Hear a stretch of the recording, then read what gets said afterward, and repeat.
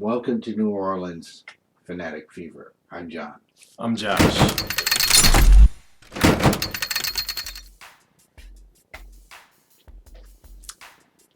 Look, I tried calling the defense to show up at the Niners game. They still haven't made it to the Superdome yet. I told them, look, don't even worry about it. Just make sure you're here for Indy, all right? Just you think you could try calling them? No. I mean, they're still in Atlanta, I think. Uh, Yeah. so I mean, that happened. Not sure why it happened, but it happened. I mean, the Niners are a good team. That I could say the silver lining in this is that we lost to an actually good team because the Niners are dominant in their own right. They have an emerging quarterback in Jimmy Garoppolo who's finally fully healthy. Last year he had suffered that torn ACL first game of the season, and the Niners have really suffered. They have a dynamic defense. Their defense is amazing. I mean, though Drew Brees did put him in a body bag this past Sunday, you still have to give the Niners credit. And they have George Kittle, who just turns out to be Garoppolo's Gronk. So the Niners, they are a good team, and they are a legitimate threat to the Super Bowl. Yeah, I totally agree with that. So I guess let's take a look first at the Saints offense, which seems to be the only real highlight of this game. Alrighty.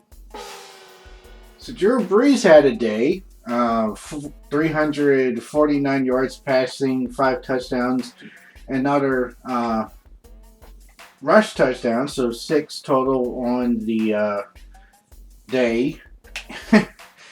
And they still lose. 46 points scored. I mean, Brees could not miss. Brees could not have put together a better comeback drive than the one he had. The Saints' final offensive drive that turns down to Traquan Smith. And I was just telling myself, and I was worried, 53 seconds left on the clock, and you look at how the Niners were driving the ball down the field all game. They were able to do quick strikes, and they still had 3 timeouts left in the vault. And I believe that the Saints left too much time on the clock.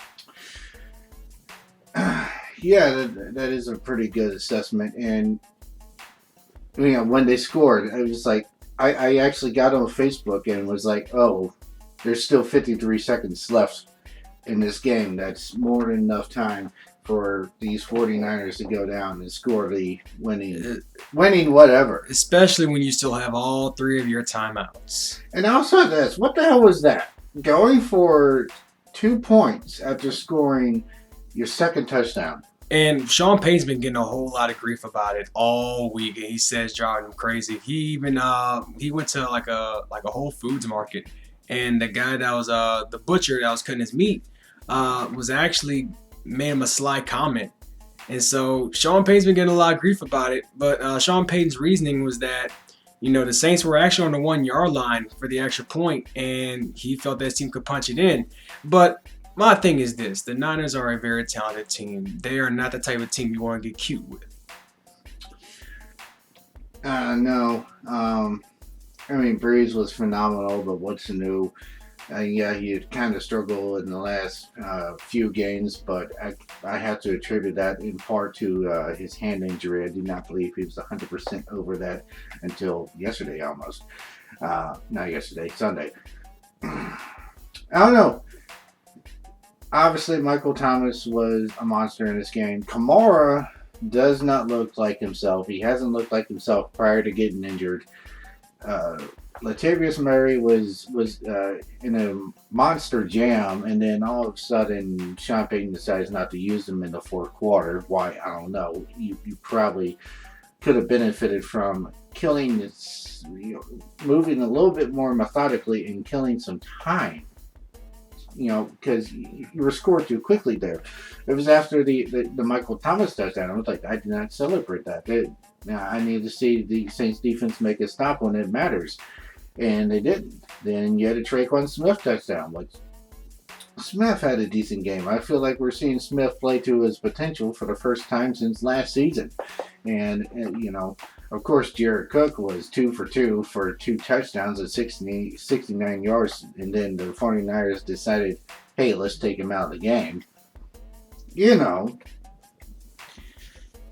A lot for the Saints to work on, especially defensively, and also Marcus Davenport. He's out for the year with a foot injury. yeah, they just announced that today that he is officially out for the season with And foot so surgery. it makes Dennis Allen's job a little more complicated. I don't think it's going to weigh as much as the Alonzo and Klein injuries did, which obviously that played a role into what happened.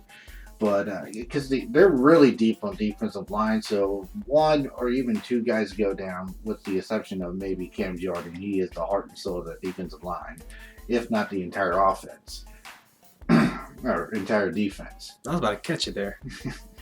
But I don't know. I mean, I do honestly believe that the loss of Klein and Alonzo did play a key part in the loss of the 49ers and the defense's sluggish performance. Because, I mean, you look at A.J. Klein, you look at Kiko Alonso, they're both, as far as we would say, defensive field generals. They're two of some of the brightest minds as far as defensive-wise in the NFL, in my opinion. And, I mean, I feel that, having Davis, Klein, and Alonzo out there, you're looking at, a linebacker Cerberus. Mm-hmm.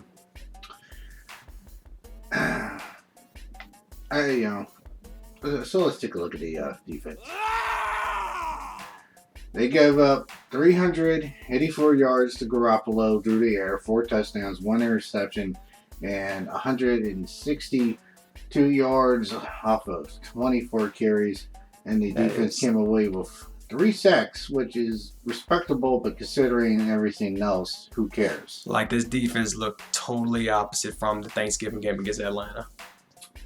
I just have a few stats that I want to read off.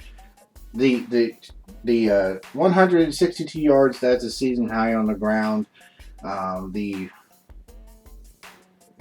Garoppolo's total is a little bit more. Matt Ryan came close to that, so it's not like a huge jump in production there. Defensive line is deep on depth, but the rest of the defense isn't. I mean, we're down 2 of our starting linebackers. So you had Robinson in there and Stephon Anthony, who, has a previous history with the Saints. I mean, just look at this. The Saints defense had 3 sacks to the 49ers none. Drew stayed off the ground the entire game. It may have seemed like New Orleans had more penalties, but they had 5 penalties to San Francisco's 10. And New Orleans won the time of possession 31 minutes, 24 seconds to 28 minutes and 34 seconds. And yet, still the Saints lost. And I don't know if it will come to, like, it would be like more like a testimony to, like, well, that's how many mistakes the Saints actually. I mean, if you look at a stat line like that, you wouldn't really think the Saints made mistakes other than that one turnover they had. But I mean, just looking at the stat line, you could probably think, well, is it from Saints mistakes, or does it attest to how good the Niners really are, to where you can empty your clip on them and they can still beat you? I don't know, but I did put it out there. What happened here online? I kind of asked, have the Saints regressed to relying too much on Drew Brees? Kind of a la 2014, 2015, or have injuries just been injuries, or even 1 or 2 guys derail this team that much? And I got a number of responses, but here are the 2 that I really liked the most. One was, during the stretch with Bridgewater, there was a concentration on running the ball and keeping the score low. Since then, there's been a shift to outscore the opponents, it seems. And the other one is, at some point, injuries play a big part in losses. Cannot expect 2 of your linebackers to be injured and not have a drop-off in play, end quote. Kind of similar to what I told you about, the losses of Klein and Alonzo. did play a key role in the Saints' downfall against San Fran. Yeah. And another thing, here's another stat that is just mind-boggling. I mean, granted, the San Francisco defense did not do too much better, but the Saints defense struggled all game to get off on third down. In fact, the 49ers were able to complete or convert 50% of the time on third down. That is too high for your defense. 50%. Now, granted, the 49ers allowed 45% conversion, but still 50%. Like, Jesus Christ. Good Lord. And during the game, I even tweeted out, like, is getting off of third down really that hard of a task? Well, if you look at the Saints defense over the past few years, third downs has always been one of their weak spots. And if you're a team that wants to win the Super Bowl and the Saints feel like they're overdue for another championship run, and you're not able to get off on third down, you're not going to win at all. Without question. Another stat from the game that I do want to point out that was kind of more of a highlight was Davante Harris, who averaged 31 yards on 5 kick returns and then 18.5 yards on 2 punt returns. That was absolutely ridiculous. Davante Harris, he got that NASCAR speed, and I do see a bright future in that young man going forward. So, for what I took away 2 things from this game overall. One would be that the defensive line has depth, but the rest of the defense doesn't seem to, especially not in the secondary.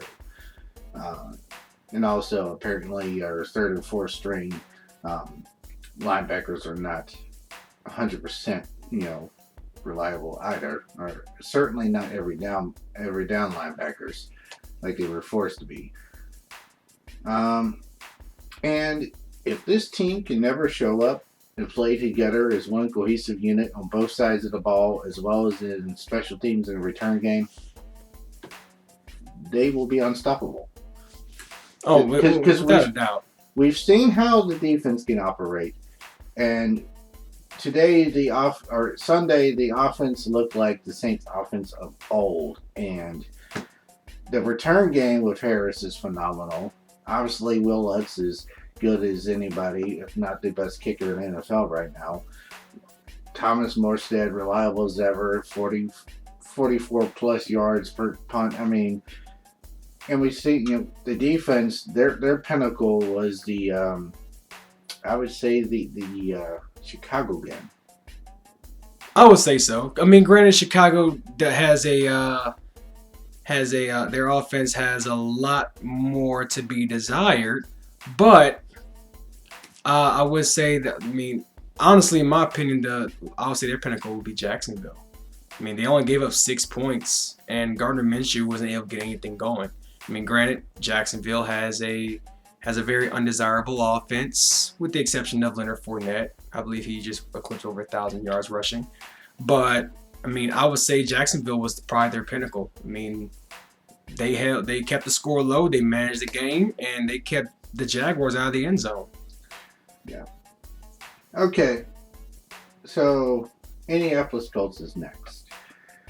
They're not as bad as people thought they were going to be, sans luck, but they're not as good as they appear to be at the beginning of the season.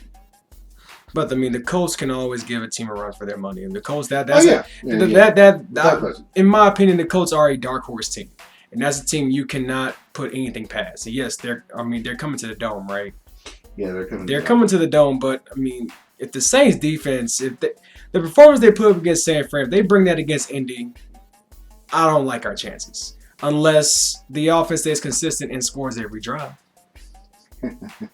Which is certainly a possibility with the Indianapolis. But I mean, Sean Payton has to get Latavius Murray a lot more involved. I mean, we've seen what this offense can be capable of, and how well this offense and how consistent this offense can be when Murray's on the field. I mean, Murray started off slow, but Murray has come along very well in this system with the New Orleans Saints. with Latavius Murray, the Saints can kill it up the middle. I mean, you got the best off. We got the probably, in my opinion, the best offensive line unit in the league. Use them. Yeah, even with Teron Armstead playing hurt. Okay. So right now, the New Orleans Saints are sitting at number 3. They're pretty much at worst they're going to do number 3 because the NFC East division. It's just terrible. I mean, the Saints can't even lose 7 games, which the Eagles and Cowboys are currently sitting at 7 losses. So they're locked in no worse at number 3. But it's like as it was last week, just like that. 49ers went from 1 to 5, and now just like that they went from 5 to 1. So there's so much that's going in right now towards seeding and how that's going to end up working. It seems to me it's really going to come down to the last week of the season. I just see that. I don't think the top 3 seeds are going to be decided until week 17. I mean, but I believe the Saints are going to bounce back. But I mean, if they want to get a pretty good seed in the playoffs, well, they're going to have to win out and try and get some help. The Saints can't worry about what the Niners are going to do for the rest of the year. They can't worry about what Seattle is going to do for the rest of the year, or the Packers, or the Vikings. The Saints need to worry. They need to do some soul searching defensively. They need to They need to get everything together, and they need to take it game by game and try and win out. That's all they can do. Mm-hmm. It would be nice to have the number 1 seed, but I don't see it as a necessity. I think as long as they get a top 2 seed in a bye week, they should do just fine. I believe the Saints can go to Levi and beat the Niners on the road. I do believe they can. Certainly Levi. Green Bay have questions about. Seattle's a question mark for me. I mean, obviously they won there towards back in week 2. Week 3. But I mean, the 12th man in CenturyLink Field turns into a loud hellhole. Come playoff time. Right. You think it's loud during the regular season? Try playing there in the postseason and see what it gets you. Yeah. Well, I'll be happy. I think the Saints can do well from the number 2 spot or the number 1 spot. I don't think that's going to matter. As long as they have that 5 weeks, some chance to rest up, I think they'll be just fine. I very well, as much as winning in the Dome excites me right now, and I think most Saints fans are in this boat. I'd much rather go to Santa Carla and win there to go to the Super Bowl. It would be sweet revenge. Yeah. So, with that, who dat? Who dat? On to the quotes. All right, thanks for watching. We enjoyed recording this show, and we hope you join us next week when we cover the Saints and LSU versus their respective teams. You can follow us on Facebook or check out our website at aisportsnetwork.com. See you next week.